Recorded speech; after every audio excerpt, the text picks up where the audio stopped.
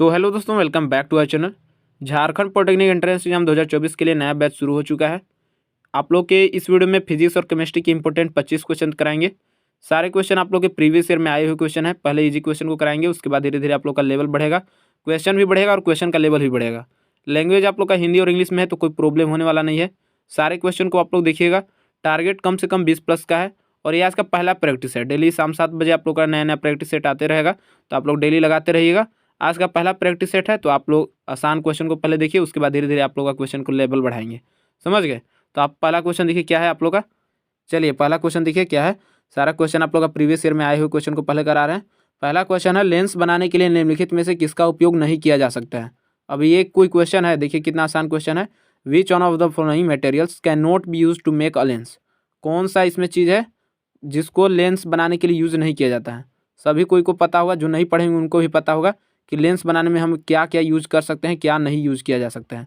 देखिए प्लास्टिक का यूज़ किया जा सकता है, मिट्टी यहाँ पर है, कांच और पानी। तो प्लास्टिक, कांच और पानी ये तीनों का यूज़ किया जाता है लेंस बनाने के लिए। लेकिन मिट्टी जो यहाँ पर है ना, इसका यूज़ नहीं किया जाता। लेंस बनाने में मिट्टी का कोई यहाँ पर योगदान नहीं है।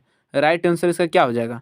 सेकेंड ऑप्शन, मिट्टी का यूज़ नहीं किया जाता है। तो क्वेश्चन तो यही पूछा है, लेंस बनाने के लिए निम्नलिखित में से किसका यूज नहीं किया जाता। ये प्रीवियस ईयर में आया हुआ क्वेश्चन है, तो राइट आंसर इसका क्या हो जाएगा? Second option. इसी टाइप से आप लोग का सारा क्वेश्चन कराते चल रहे हैं। धीरे धीरे आप लोग का सारा क्वेश्चन आप लोग करा देंगे, टेंशन मत लीजिए। शाम 7 बजे डेली प्रैक्टिस सेट लगाते चलिएगा। चलिए अगला क्वेश्चन देखिए, क्वेश्चन नंबर सेकंड। सारा क्वेश्चन आप लोग का ईजी करा रहे हैं।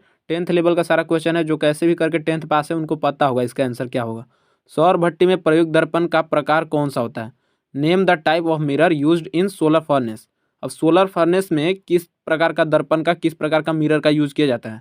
उत्तल दर्पण, अवतल दर्पण, बेलनाकार दर्पण या समतल दर्पण? बताइए राइट आंसर इसका क्या होगा।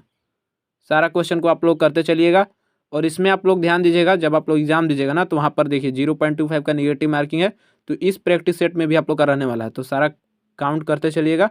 जितना भी क्वेश्चन है आप लोग कमेंट में बताइए कितने क्वेश्चन को सही कर पा रहे हैं, कैसा आप लोग का तैयारी चल रहा है। ठीक है, तो देखिए इसका राइट आंसर हो जाएगा, सौर भट्टी में जो दर्पण का यूज किया जाता है ना, ये किया जाता है अवतल दर्पण का। कन्वेक्स मिरर नहीं होगा, कनकेव मिरर होगा। राइट आंसर इसका क्या हो जाएगा? अवतल दर्पण। सेकेंड ऑप्शन इसका राइट आंसर। जो सोलर फर्नेस है उसमें अवतल दर्पण का यूज किया जाता है। चलिए नेक्स्ट क्वेश्चन देखिए, क्वेश्चन नंबर थर्ड। रोगियों के दांत का बड़ा प्रतिबिंब देखने के लिए दंत चिकित्सकों द्वारा इस्तेमाल किया जाने वाला दर्पण किस प्रकार का होता है? The type of mirror used by dentist to see large image of the teeth of patient is. किस प्रकार के दर्पण का यूज किया जाता है? राइट आंसर इसका क्या होगा बताइए। उत्तल, समुत्तल, समतल या अवतल? किस दर्पण का यूज किया जाता है डेंटिस्ट के द्वारा? डेंटिस्ट जो होते हैं, जो दांत का बड़ा प्रतिबिंब देखते हैं, दांत का बड़ा जो प्रतिबिंब है ये किसके द्वारा देखा जाता है? राइट आंसर इसका हो जाएगा अवतल दर्पण के द्वारा। 4 ऑप्शन देखिए इसका राइट आंसर हो जाएगा। दांत का बड़ा प्रतिबिंब या फिर किसी भी चीज़ का बड़ा प्रतिबिंब देखने के लिए यूज किया जाता है अवतल दर्पण का। राइट आंसर इसका क्या हो जाएगा? फिर से 4 ऑप्शन। अगला क्वेश्चन देखते चलिए। सारा क्वेश्चन आप लोग का इसी टाइप से कराने वाले हैं। पहले सारे क्वेश्चन प्रीवियस ईयर के जितने भी क्वेश्चन है उसको कराएंगे, उसके बाद धीरे धीरे आप लोग का प्रैक्टिस सेट चलता रहेगा। समझ गए? शाम 7 बजे डेली देखते रहिएगा। अगला क्वेश्चन, क्वेश्चन नंबर 4 देखिए। निम्नलिखित में से कौन सा धातु चुंबक के द्वारा आकर्षित नहीं होता है?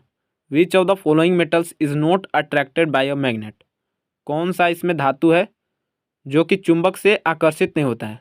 इसमें कौन सा मेटल है? लोहा, निकेल, कोबाल्ट या एल्युमिनियम? राइट आंसर क्या हो जाएगा? कौन सा इसमें मेटल्स है जो कि चुंबक से अट्रैक्ट नहीं होता है? तो लोहा तो होता है, सबको पता है। निकेल भी होता है, कोबाल्ट भी होता है, लेकिन एल्युमिनियम जो है ये चुंबक से अट्रैक्ट नहीं होता है। कभी आप लोग चिपकाए होंगे तो आप लोग देखे होंगे कि एल्युमिनियम से नहीं चिपकता है, चुंबक जो है एल्युमिनियम से नहीं चिपकता है। तो राइट आंसर क्या हो जाएगा? थोड़ा सा भी अगर अपना दिमाग लगाइएगा तो आप लोग को आंसर पता चल जाएगा। इतना तो सबको कॉमन पता होगा कि एल्युमिनियम से जो है चुंबक नहीं चिपकता है। तो राइट आंसर इसका हो जाएगा 4 ऑप्शन। इसी टाइप से सारे क्वेश्चन को करते चलना है। आप लोग टेंशन लेकर पढ़ते हैं, टेंशन लेकर तैयारी कीजिएगा। आप लोग एग्जाम देने जाइएगा, वहाँ पर भी आप लोगों को एक भी क्वेश्चन याद नहीं पड़ेगा। तो आप लोग टेंशन मत लीजिए, जितना भी है सभी के लिए वही सेम आप लोग का कंपटीशन रहने वाला है। तो आप लोग फ्री होकर क्लासेस कीजिए। समझ गए? अगला क्वेश्चन देखिए, नेक्स्ट क्वेश्चन, क्वेश्चन नंबर 5। जिन बिंदुओं के बीच विभवांतर को मापा जाना होता है, वोल्ट मीटर उन बिंदुओं से कैसे जुड़ा होता है? The point between which the potential difference is to be measured, how is the voltmeter connected to those point?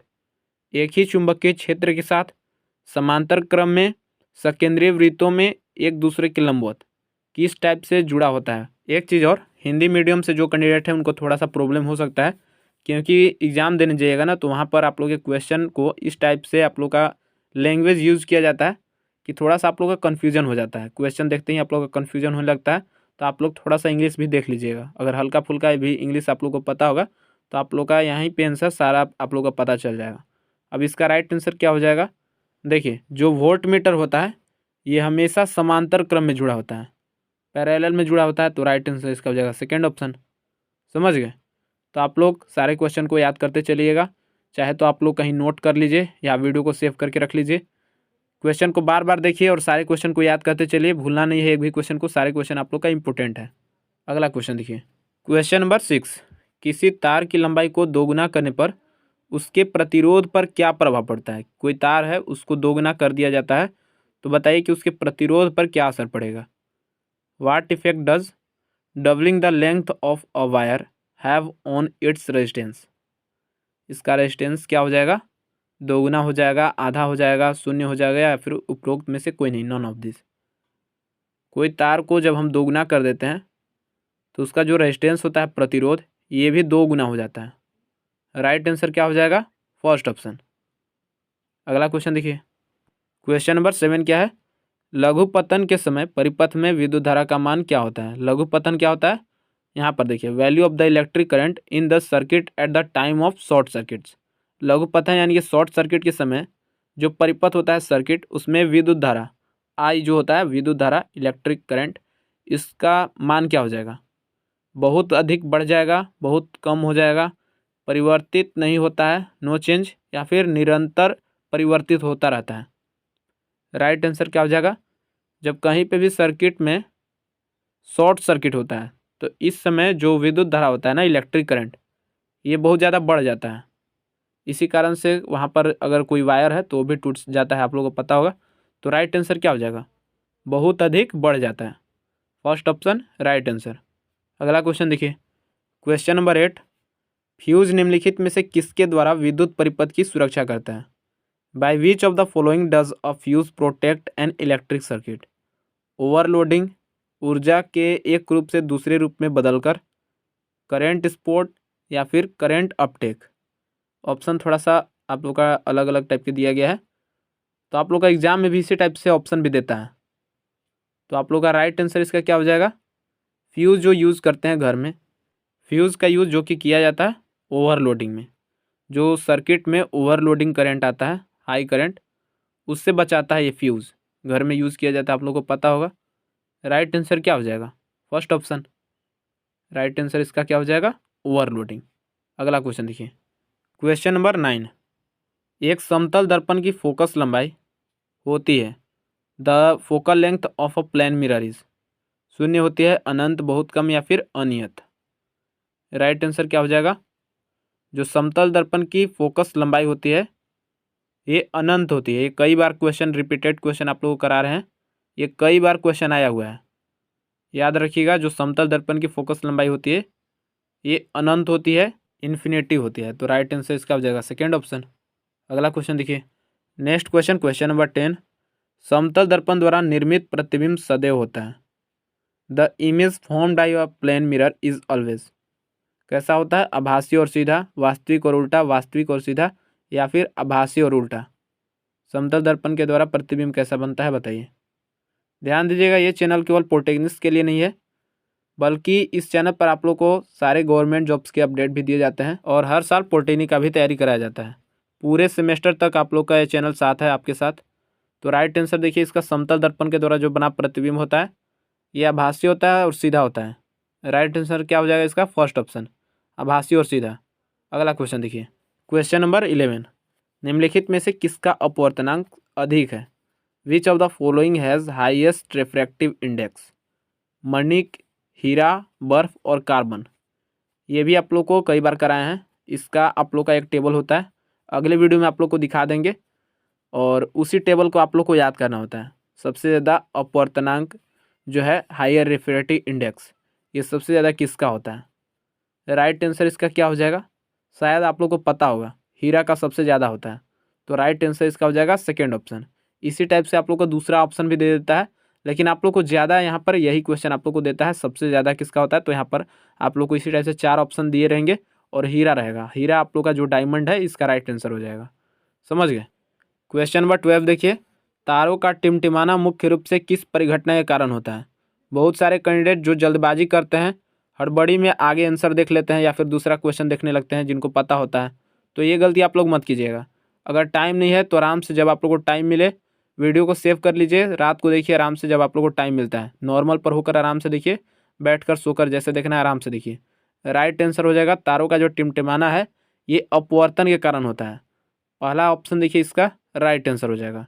तो यहाँ पर आप लोगों का क्वेश्चन जब आएगा कि तारों का टिमटिमाना ये किस कारण से होता है, twinkling of stars mainly caused by which phenomena, तो इसका राइट आंसर क्या हो जाएगा, फर्स्ट ऑप्शन अपवर्तन। जहाँ पर भी अगर आप लोग को अपवर्तन दिखने को मिलता है, राइट आंसर आप लोग को टिक लगा देना है। समझ गए। अगला क्वेश्चन देखिए, नेक्स्ट क्वेश्चन, क्वेश्चन नंबर 13 देखिए, मानव नेत्र के रेटिना पर बना प्रतिबिंब कैसा होता है। ज़्यादा आप लोग का क्वेश्चन जो आता है ना 10th का जो सिलेबस है आप लोग का हो गया प्रकाश, लाइट चैप्टर और मानव नेत्र, ह्यूमन आई से ज़्यादा आप लोग का क्वेश्चन आता है। तो आप लोग का इसके लिए एक अलग से वीडियो लाएंगे कि जो कि केवल आप लोग का इसी पर बेस रहेगा, केवल आप लोग का टॉपिक वाइज कराने की कोशिश करेंगे। तो उसमें आप लोग का जैसे मान लीजिए अगर आप लोग का लाइट चैप्टर हो गया ना, तो उसमें जितने भी क्वेश्चन आप लोग के आते हैं उस सारे क्वेश्चन को आप लोग को करा देंगे, तो इसके लिए टेंशन मत लीजिए। बाकी इसका राइट आंसर देखिए, मानव नेत्र के रेटिना पर जो बना प्रतिबिंब होता है ये वास्तविक होता है और उल्टा होता है। तो राइट आंसर इसका हो जाएगा first option. Question number 14, plaster of Paris का रासायनिक सूत्र क्या होता है। What is the chemical formula of plaster of Paris. Option देखिए और राइट आंसर बताइए। 10th में पढ़े होंगे प्लास्टर ऑफ पेरिस का फॉर्मूला क्या होता है, बताइए। अभी आप लोग का पहला प्रैक्टिस सेट है इसलिए धीरे धीरे करा रहे हैं, आप लोग का धीरे धीरे आप लोग का स्पीड भी कराएंगे। अगला प्रैक्टिस सेट आने दीजिए, उसके बाद आप लोग का जल्दी जल्दी कराने की कोशिश करेंगे। राइट आंसर इसका हो जाएगा, प्लास्टर ऑफ पेरिस का जो फॉर्मूला होता है CaSO4 × 1/2H2O। तो राइट आंसर इसका हो जाएगा थर्ड ऑप्शन, याद कीजिएगा। अगला क्वेश्चन देखिए, क्वेश्चन नंबर 15। क्वेश्चन नंबर 15, वनस्पति तेल के हाइड्रोजनीकरण में उत्प्रेरक के रूप में निम्नलिखित में से किसका उपयोग किया जाता है। As a catalyst in the hydrogenation of vegetables oil which of the following is used. Palladium का यूज़ किया जाता है, कार्बन, मैग्नीज या निकल। राइट आंसर क्या हो जाएगा, किस एलिमेंट का यूज़ किया जाता है उत्प्रेरक के रूप में। तो ये किया जाता है निकल का। राइट आंसर हो जाएगा 4 ऑप्शन, निकल उत्प्रेरक के रूप में यूज़ किया जाता है, कैटलिस्ट के रूप में यूज़ किया जाता है निकल का। वनस्पति तेल के हाइड्रोजनीकरण में आप लोग पढ़े होंगे, सब 10th का क्वेश्चन है। ये भी क्वेश्चन अभी आप लोग का 11th और 12th का नहीं है, लेकिन आप लोग के एग्जाम में ये मत सोचिएगा कि केवल 10th का ही क्वेश्चन आएगा, 11th 12th का भी क्वेश्चन आप लोग का आता है। तो भी आप लोग का धीरे धीरे लेवल बढ़ाएंगे तो आप लोग को सारा क्वेश्चन करा देंगे। और इसमें बहुत सारे ऐसे कैंडिडेट होंगे जिनको सिलेबस नहीं पता होगा, तो आप लोग को पहले ही आप लोग को बता दिए थे सिलेबस, आप लोग चैनल पर जाकर देख सकते हैं। नोटिस आने से पहले ही आप लोग को बता दिए थे सिलेबस आप लोग का सेम ही है, जो कि हर बार आता है वही सेम सिलेबस है। तो आप लोग चैनल पर जाकर देख लीजिएगा। अगला क्वेश्चन देखिए, क्वेश्चन नंबर 16, वॉशिंग सोडा का रासायनिक सूत्र क्या होता है। The chemical formula of washing soda. ये भी क्वेश्चन आया हुआ क्वेश्चन है और हर बार आता है, तो ये भी आप लोग फॉर्मूला याद रखिएगा। वॉशिंग सोडा जो होता है इसका फॉर्मूला होता है Na2CO3 × 10H2। अगला क्वेश्चन, क्वेश्चन नंबर 17, धातुओं का वह गुण जिसके आधार पर उन्हें पीट पीट कर पतली चादर में बदला जाता है, उसको क्या कहा जाता है। एक क्वेश्चन होता है आप लोग का कि पतली तार के रूप में, तो उसका राइट आंसर होता है तन्यता। लेकिन यहाँ पर पूछा गया है कि पीट पीट कर पतली चादर में बदला जाता है, आप लोग को पता होगा ये होता है डक्टिलिटी। इसका राइट आंसर हो जाएगा आघात्यवर्धनीयता, यानी कि ऐसा प्रॉपर्टी किसी मेटल में जिसको उसको पीट पीट कर चादर के रूप में बदला जाता है, बिटेन इनटू द सीट्स के रूप में बदला जाता है। तो इसे क्या कहते हैं, आघात्यवर्धनीयता। इतना भी उसको पीट रहे हैं टूट नहीं रहा है, वही नॉन मेटल हो गया। उसको आप लोग सोचिएगा कि पीट पीट कर चादर बनाएंगे तो उसका थोड़ी ना बनेगा। मान लीजिए कोयला है, उसको पीटिएगा तो थोड़ी ना उसका चादर बनेगा। राइट आंसर इसका हो जाएगा सेकेंड ऑप्शन। अगला क्वेश्चन देखिए, नेक्स्ट क्वेश्चन, क्वेश्चन नंबर 18, जल में घुलनशील क्षारक को क्या कहा जाता है। What is the water soluble base called. अम्ल, क्षार, लवण या फिर कोई नहीं, none of this. Right answer क्या हो जाएगा। फॉर्म भरने में अगर आप लोगों को कोई भी तरह का दिक्कत हो रहा है तो आप लोग कमेंट कीजिए, चाहे किसी भी तरह का पॉलिटेक्निक से रिलेटेड कोई भी क्वेरी है कमेंट कीजिए, सारा चीज़ आप लोग को बताया जाएगा। हर जगह आप लोग का साथ है, ये चैनल आप लोग का है पॉलिटेक्निक में। अगर कहीं पे भी आप लोगों को कोई दिक्कत हो रहा है ना, कमेंट कीजिए, आप लोग को जानकारी मिल जाएगा। जल में घुलनशील क्षारक को क्षार कहा जाता है। राइट आंसर इसका हो जाएगा सेकेंड ऑप्शन। इस पॉलिटेक्निक से रिलेटेड जो भी नया अपडेट आता है तो आप लोग बेफिक्र रहिए, चैनल पर आप लोग को बता दिया जाएगा। बाकी अभी आप लोग को तैयारी करते चलना है, अभी कोई इसके लिए नया अपडेट नहीं आया, बस आप लोग फॉर्म भरिए और तैयारी करना स्टार्ट कीजिए। अगला क्वेश्चन देखिए, नेक्स्ट क्वेश्चन, क्वेश्चन नंबर 19। जब वर्षा जल का पीएच मान कितना से कम हो जाता है तो इस प्रक्रिया को अम्लीय वर्षा कहा जाता है। अम्लीय वर्षा यानी कि एसिड रेन। कितना से कम हो जाएगा तो इसे एसिड रेन कहा जाएगा, बताइए। देखिए इस टाइप से पीएच स्केल होता है जिसमें कि 0 से लेकर 14 तक अंक होते हैं, जो कि 0 से 7 तक एसिड होता है और 7 से लेकर 14 तक बेस अल्कलाइन क्षार होता है। बीच में आप लोग का 7 है न्यूट्रल होता है।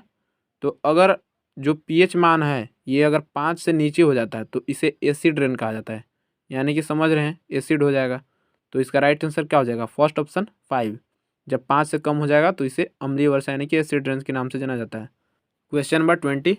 पानी में एसिटिक अम्ल के कितने परसेंट घोल को विनेगर कहा जाता है। Of acetic acid in water the solution is called vinegar. 5 से 8%, 8 से 9%, 4 से 6% या फिर 6 से 9%। राइट आंसर इसका हो जाएगा 5 से 8%। पानी में जो एसिटिक अम्ल होते हैं इसके 5 से 8% जो घोल होता है उसको विनेगर कहा जाता है। First option right answer. अगला क्वेश्चन देखिए, क्वेश्चन नंबर 21। ऑक्सीजन की उपस्थिति में अयस्कों को गर्म करने की प्रक्रिया को क्या कहा जाता है। ध्यान दीजिए, ऑक्सीजन की उपस्थिति है, एक आप लोग का आ सकता है ऑक्सीजन की अनुपस्थिति। तो यहाँ पर ध्यान दीजिएगा, ऑक्सीजन यहाँ पर प्रेजेंस है। The process of heating ores in the presence of oxygen is called. इसको क्या कहा जाएगा, भंजन, निस्तापन, संक्षारण या फिर निष्कर्षण। तो शायद सभी को पता होगा, जब वायु की उपस्थिति में किसी अयस्क को गर्म करते हैं तो इसे भर्जन कहा जाता है। भर्जन यानी कि रोस्टिंग। वहीं पर जब किसी अयस्क को ऑक्सीजन की अनुपस्थिति में गर्म किया जाता है, जब ऑक्सीजन नहीं रहता है तो इसे निस्तापन यानी कि कैल्सिनेशन कहा जाता है। इसका राइट आंसर हो जाएगा फर्स्ट ऑप्शन। 4 क्वेश्चन लेफ्ट है, देख कर जाइएगा। Question number 22। निम्नलिखित में से कौन सी अधातु चमकदार होती है। Which of following non metals is shiny. Selenium, sulphur, phosphorus या आयोडीन। राइट आंसर इसका क्या हो जाएगा, कौन सा अधातु जो है नॉन मेटल वो चमकदार होता है, तो ये होता है आयोडीन। राइट आंसर इसका हो जाएगा 4 ऑप्शन। नेक्स्ट क्वेश्चन देखिए, क्वेश्चन नंबर 23।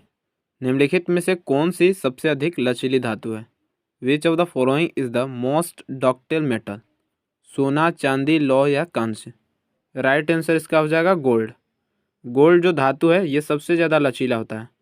राइट आंसर इसका हो जाएगा फर्स्ट ऑप्शन। Question number 24। पीतल का मिश्र धातु है।